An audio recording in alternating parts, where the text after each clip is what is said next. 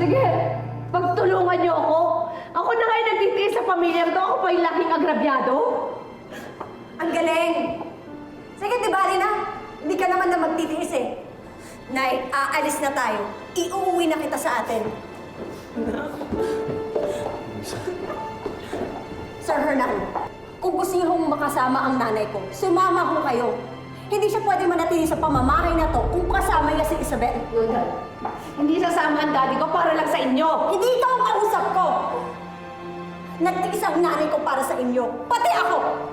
Hindi na lang pwede na parati na lang kami ang magtitiis. Sandali. Tay, tara na. Tara na! Umalis na tayo dito. Dad.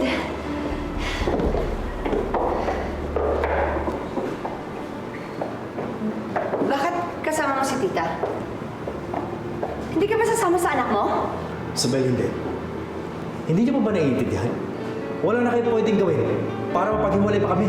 O di sige, ipagsiksika mo yung sarili mo dito. Dahil kahit kailan, hindi ka magkakasya sa pamamahay na to. Isabel, hindi na kailangan. Sa'yo ng bahay na to. Dahil aalis na kami. Bubukod na kami, Isabel. What?